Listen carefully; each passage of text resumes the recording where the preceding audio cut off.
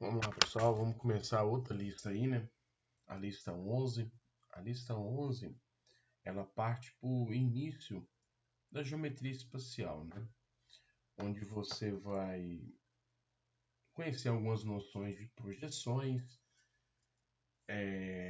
algumas ideias de poliedros, né? Que são sólidos em 3 dimensões, formados por faces planas.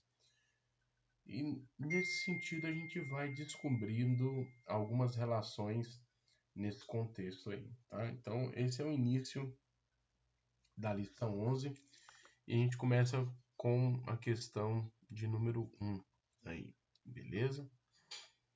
Vamos lá. Eu tô achando que eu vou ter que gravar às vezes algumas questões impares, porque lá no YouTube não tá mandando, não tá podendo mandar mais de 10 vídeos por dia, sabe? Aí isso acaba que atrasa um pouco. Então, às vezes eu gravo 2 questões em um vídeo para reduzir um pouco o nosso envio de vídeos aí, tá? Então o cara fala assim, ó, os sólidos de Platão são poliedros convexos. Então, os sólidos de Platão são poliedros convexos, cujas faces são todas congruentes a um único polígono regular. Um polígono regular é um polígono que tem todos os lados iguais e todos os ângulos internos também iguais. Então, o sólido de Platão tem que ter todas as faces iguais. Depois eu coloco quais são os sólidos aí. Todos os vértices têm o mesmo número de arestas incidentes e cada aresta é compartilhada por apenas 2 faces. O que ele está querendo dizer? Que de cada vértice que sai, de cada vértice sai a mesma quantidade de arestas. E uma aresta ela é compartilhada sempre por 2 faces. Daqui a pouco eu desenho um aqui. Aliás, deixa eu desenhar, não, deixa eu já pegar os sólidos de Platão. Sólidos de Platão. Já mostro logo quais são esses. Eu vou pesquisar aqui porque tem alguns que são mais complexos de desenhar. Então eu já vou pegar daqui. Mas eu vou pegar esses aqui que eu ia pegar aquele ali, mas a figura aqui tá melhor. Por exemplo, existem apenas 5 sólidos de Platão. São esses daqui. O tetraedro é esse primeiro. O tetraedro, ele é uma pirâmide de base triangular. Esse é o primeiro sólido de Platão. O que ele estava querendo dizer é o seguinte, por exemplo, esse vértice aqui. Desse vértice partem 3 arestas. E de todos os outros vértices que você for olhar, também vão partir outras 3 arestas. E ele quis dizer também que essa face aqui, por exemplo, ou essa aresta azul, ela é compartilhada por essa face aqui da frente e aquela face lá do fundo, certo?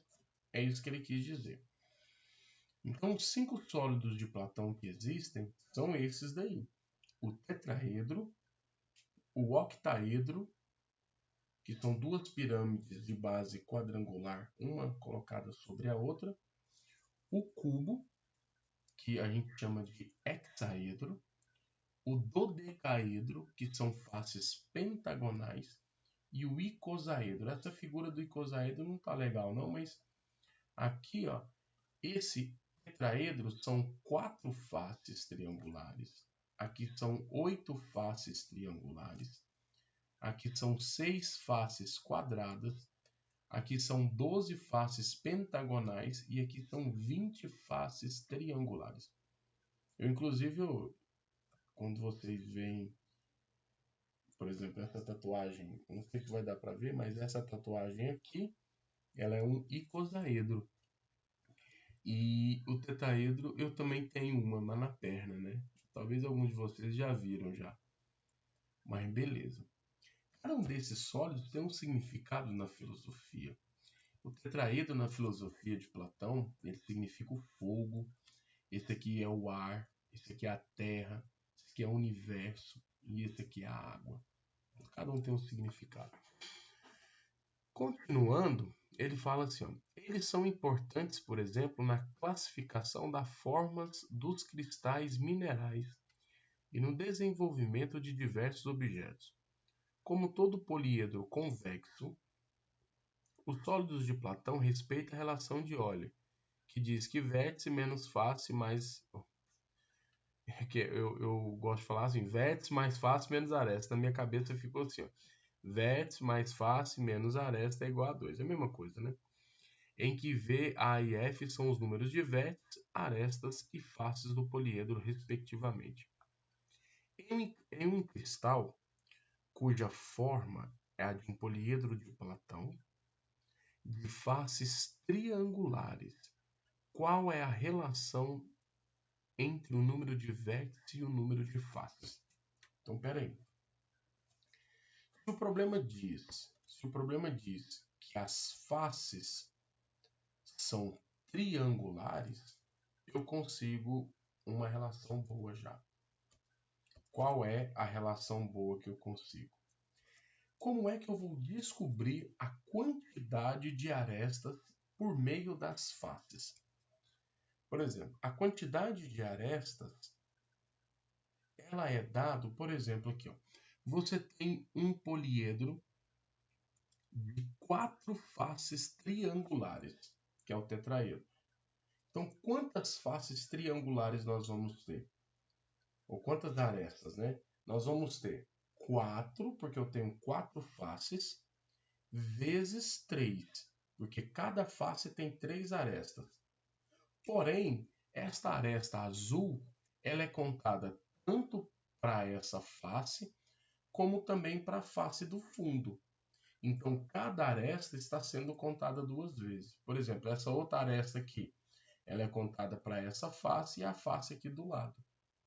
Então, a quantidade de aresta, ela é dada por 3, porque as faces são triangulares, vezes o número de faces, que eu não sei qual é, dividido por 2. Certo? E aí nós temos que vértice mais faces menos arestas é igual a 2.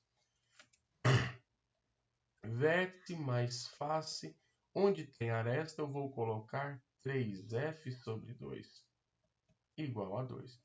E aí ele quer saber uma relação sobre isso, simplesmente.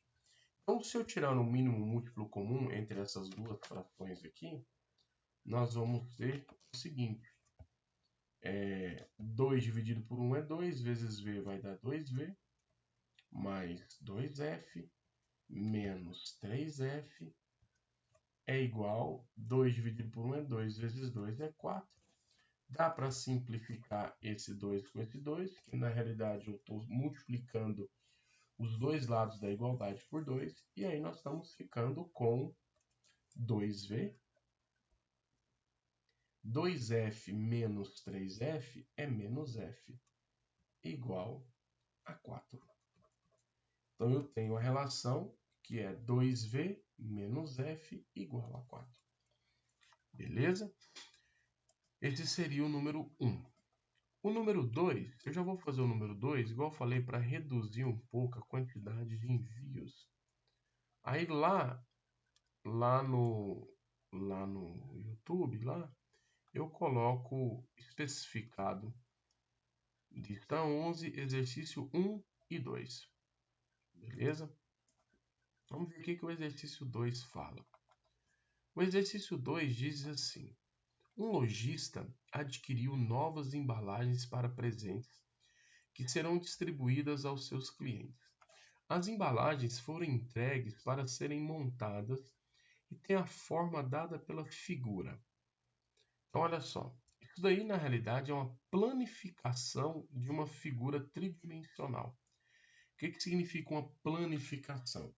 Significa que você vai recortar a figura de tal forma que você vai colocá-la em um plano. Isso significa planificar uma figura tridimensional. Observem aqui, é bem simples esse, eu acho, sabe? Observe que é simples de imaginar que figura está sendo formada. Por quê? Porque aqui você tem uma base pentagonal e aqui você tem outra base também pentagonal.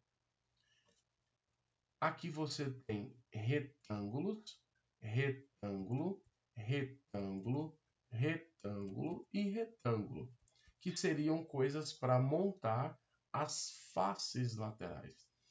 Essas bases serão bases paralelas.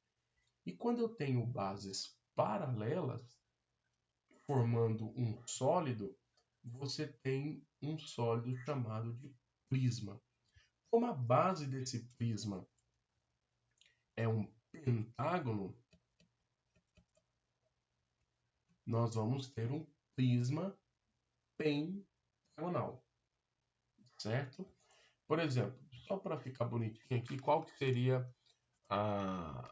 o desenho? Ó? Prisma pentagonal. Vamos pegar um prisma pentagonal aqui, só para você imaginar essa figura ali bonitinha. Esse aqui é um prisma pentagonal. Como é que eu já sabia que ele seria um prisma pentagonal? Pois as bases são pentágonos, então ele vai gerar um prisma pentagonal. De cada lado da base vai subir uma face lateral. Então eu teria 5 faces laterais. Ó. Uma seria essas aqui. Ó. 1, 2, 3 lá no fundo, 4 lá no fundo, 5 na lateral. Então eu tenho 4 faces laterais, ou desculpa, 5 faces laterais, uma no topo e uma embaixo. Aí a pergunta dele é: após montadas, formarão um sólido com quantas arestas? Beleza, você poderia ter montado o sólido e contado. Ó. 1, 2, 3, 4, 5, 6, 7, 8, 9, 10, 11, 12, 13, 14, 15. Acertei. Professor, não quer contar, não. Não precisa contar mesmo, não. Basta você pensar. Esse sólido, qual é a quantidade de arestas desse sólido? Ele é formado por 5 retângulos. Então, seria 5 vezes 4 sobre 2. Por que sobre 2? Porque cada aresta está sendo contada 2 vezes. Mais 2 vezes 5, porque são 2 pentágonos, dividido por 2.